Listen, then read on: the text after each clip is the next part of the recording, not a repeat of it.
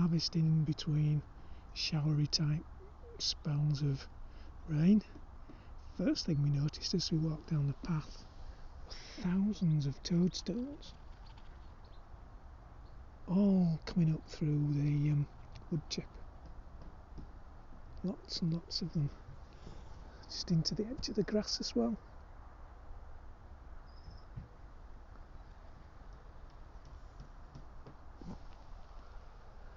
So the plan is to do a little bit of harvesting, as well as take photographs and videos of hundreds and thousands of toadstools.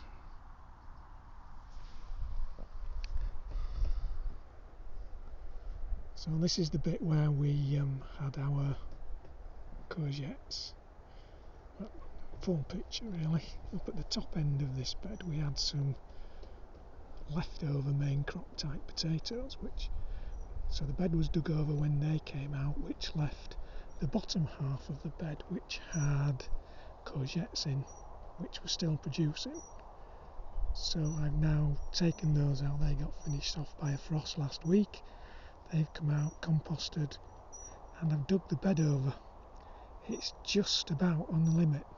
Much more rain and it'll not be possible to do much more autumn digging. Anyway, we'll have a look in a bit to see what else we've been up to today. Our dahlias on the plot still looking surprisingly good. I think Sue's going to try and get a few cut flowers today. I think that's our last job. Other than that, Sue's managed to finish digging over this bed that had our crown prince squashes in and got out as much bindweed as possible. This is the bindweed out of that crown prince squash bed. This is going in the council recycling bin.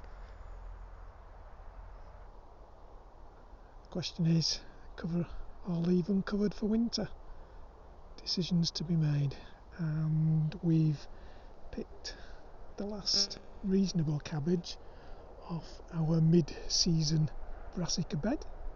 So these can all be cleared away now, and hopefully this bed can be dug over.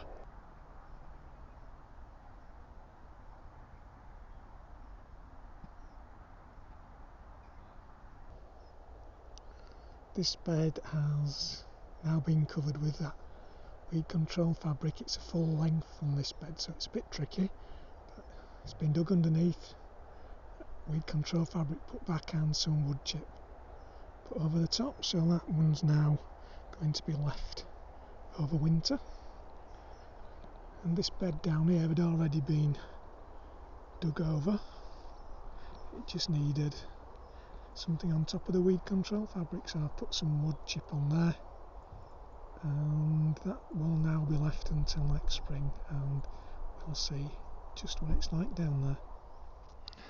An update on the onions grown two different ways. Our seedlings are looking pretty good. They've all stood up. None of them have laid down, which I thought they might do. They all look as though they're growing, and the sets have all decided to shoot as well, so they're the sets that are looking alright. I think they've all taken. I can see one's pushed itself out. I'll push it back in. Just have to see how they go now. This is the easy bit. In fact, two have been pushed out. I don't think it's the birds, I think they just push themselves out. I think the roots go a long way towards pushing out the onion. I know the birds do in spring because they're after the dry bits, I think, on top for nesting. Anyway, I'll push these back in. Funny, the last two though.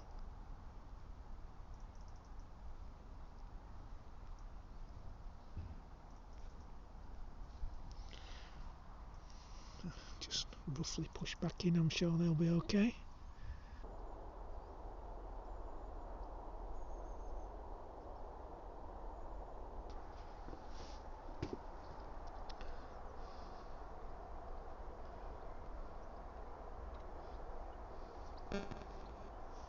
This is Sue just finishing off taking her harvesting photos. So that's today's harvest. We didn't think we'd get much when we came, but that's not bad, is it? So there's some dahlias and cosmos for cut flowers. They're flaky carrots in there. They're the biggest ones. I tried a few autumn kings as well that weren't too bad. There's a cabbage killerton, the last one from our medium mid-season brassica bed. A nice Savoy. A few onward peas from our last sowing.